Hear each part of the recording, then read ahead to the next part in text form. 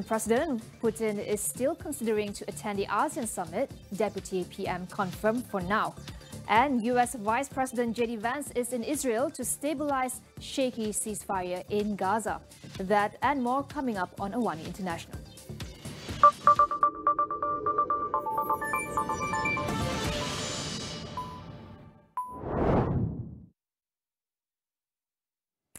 Russian President Vladimir Putin is considering attending the upcoming ASEAN summit, but as of now, only the country's deputy prime minister has been confirmed to represent Russia. Prime Minister Dato Sri Anwar Ibrahim said Putin had earlier expressed interest in attending the summit during their recent meeting in Beijing, but no final confirmation has been made.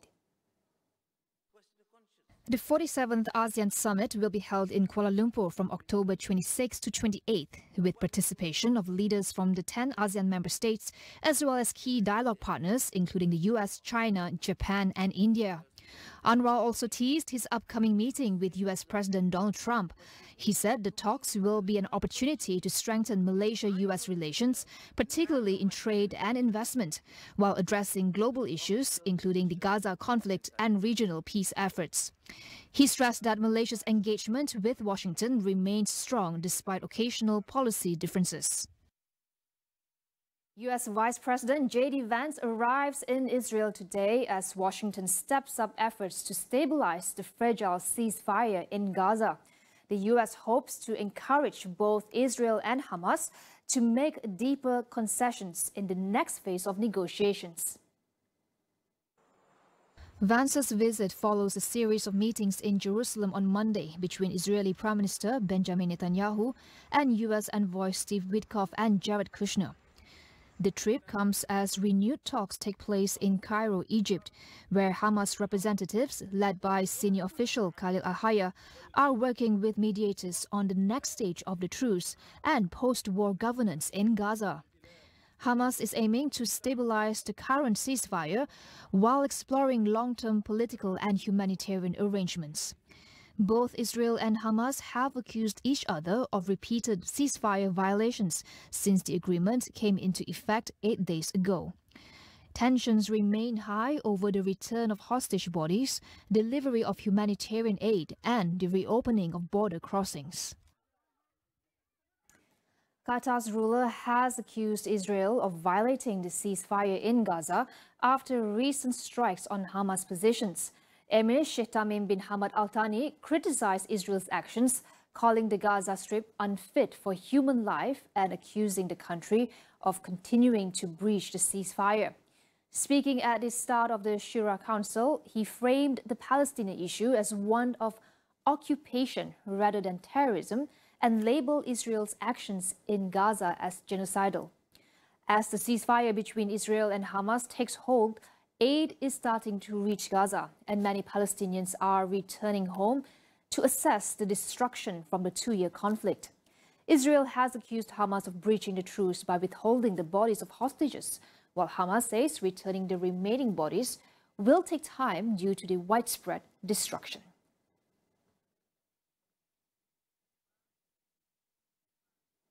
The UN's World Food Programme says aid deliveries into Gaza have picked up, but supplies are still far below the daily target of 2,000 tons. WFP spokesperson Abir Itefa urges Israel to open all border crossings. Right now, only 2 are operating and none serve the famine-hit north. Abir said around 750 metric tons of food are now entering the Gaza Strip daily. She added that food supplies delivered so far are enough to feed around 500,000 people for 2 weeks. Some nutrition supplies for children and pregnant women have reached the north via the south, but it was still far short of the level required. The agency has also yet to resume distributions in Gaza City, blaming the shutdown of the Zikim and Erez crossings, where humanitarian needs are most urgent. Meanwhile, violence continues in the enclave. Israeli strikes hit Gaza on Sunday, killing dozens of Palestinians. Israeli Prime Minister Benjamin Netanyahu said the Rafah border with Egypt will remain closed until further notice. He said it will only reopen if Hamas hands over the bodies of deceased hostages, as both sides accused each other of violating the truce. Stay tuned for more after the break.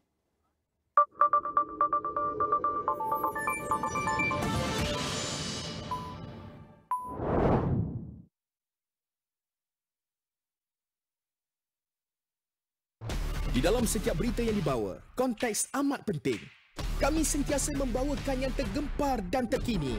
Pastikan Astro AWANI menjadi pilihan anda, tidak kira di mana sahaja anda berada. Buli di sekolah. Isu ini bukan perkara baru. Buli tertakluk kepada perbuatan agresif secara fizikal. Apa sebenarnya jerebu punca utama yang menyumbang kepada masalah ini serta kesannya kepada kesihatan kita? Mereka akan mengalami iritasi kepada mata. Selain itu, iritasi kepada saluran pernafasan.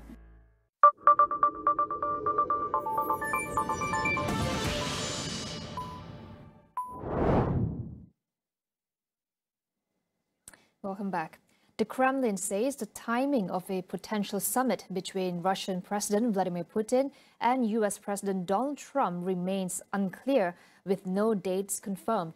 The comments follow a CNN report that a planned preparatory meeting between US Secretary of State Marco Rubio and Russian Foreign Minister Sergei Lavrov had been put on hold.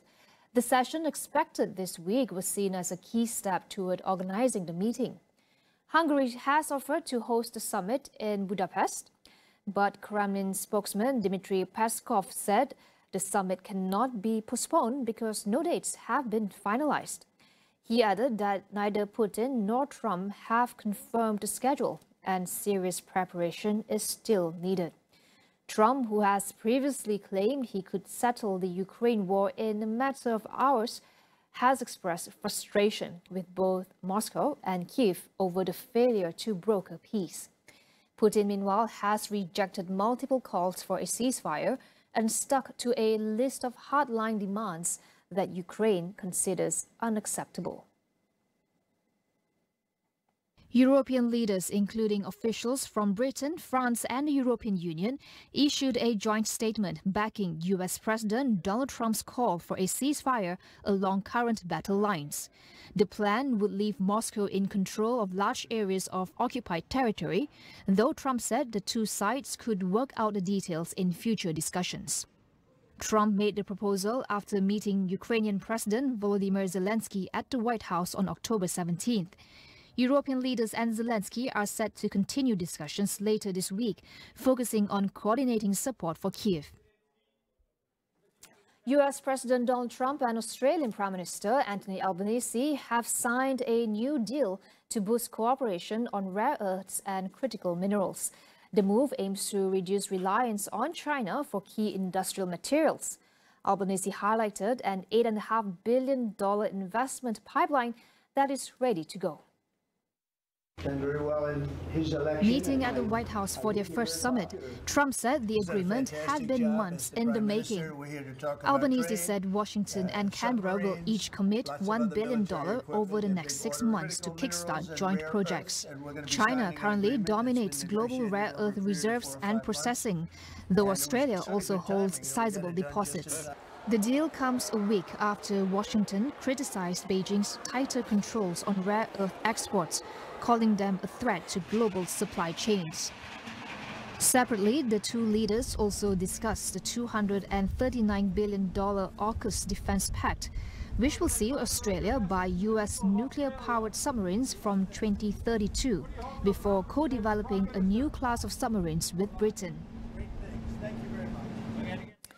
Japan has made history with its first female prime minister. Sanae Takaichi was officially appointed on Tuesday after winning a parliamentary vote to become the country's next leader. The 64-year-old secured a narrow majority in the lower house before the upper house confirmed her appointment in a second round of voting. The Liberal Democratic Party leader takes office at a turbulent time, clinching power through a last-minute coalition deal though her government still lacks a clear majority, raising the risk of instability. Markets reacted swiftly to Takaishi's appointment.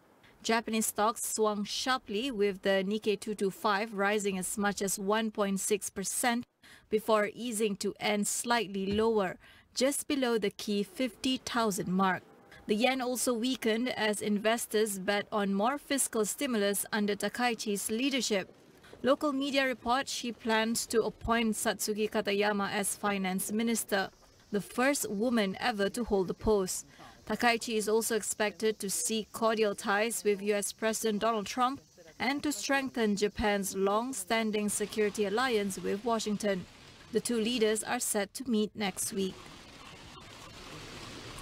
China appears more focused on expansion abroad than on dealing with its own economic and social challenges, according to Taiwan's top security official, Joseph Wu.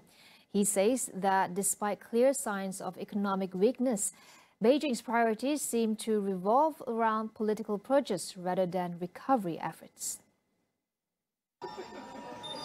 Wu pointed to last month's large military parade in Beijing, led by President Xi Jinping, as a sign that China is pushing for global influence instead of focusing on domestic reform. Taiwan has accused Beijing of stepping up both military and diplomatic pressure. Wu reaffirmed that Taiwan's President Lai Ching-te is committed to maintaining the status quo across the Taiwan Strait. But while Taiwan seeks peace, he insisted it must be backed by strength, reflected in the government's increased defense spending. Taiwan, he added, remains firm in its commitment to self-defense, but will not act as a provocator. US President Donald Trump says he expects to reach a fair trade deal with Chinese President Xi Jinping while downplaying the risk of a clash over Taiwan. Trump says he does not believe China intends to invade Taiwan, but expects the issue to be raised when they meet on the sidelines of the APEC summit in South Korea next week. After meeting Australian Prime Minister Anthony Albanese, Trump pledged to speed up nuclear submarine deliveries to Australia and was asked if US actions in the Indo-Pacific are enough to deter Beijing. Trump replied that China doesn't want to do that, while touting the size and strength of the US military. US Trade Representative Jamieson Greer, however, struck a tougher tone, warning the US would respond to what he called China's economic coercion, targeting strategic industries. Trade tensions between the world's two largest economies remain unresolved, with disputes over tariffs, technology and market access still lingering just days before the two leaders meet. Trump said he will also visit China early next year at Beijing's invitation. Former French President Nicolas Sarkozy has begun serving a 5-year prison sentence, marking the first time a French leader has been jailed since World War II. The court found Sarkozy and several close aides guilty of conspiring to secure illegal funds from Libya for his 2007 presidential campaign. He was, however, cleared of personally receiving or spending any of the money. Sarkozy, who led France from 2007 to 2012, has consistently denied any wrongdoings, saying the case is politically motivated. In a statement, he described his imprisonment as the punishment of an innocent man, not a former president, and said he remains confident in his integrity. On Tuesday morning, Sarkozy left his home in Paris hand in hand with his wife Carla Bruni. Supporters gathered outside, cheering and chanting his name as he was driven to La Santé prison in the city.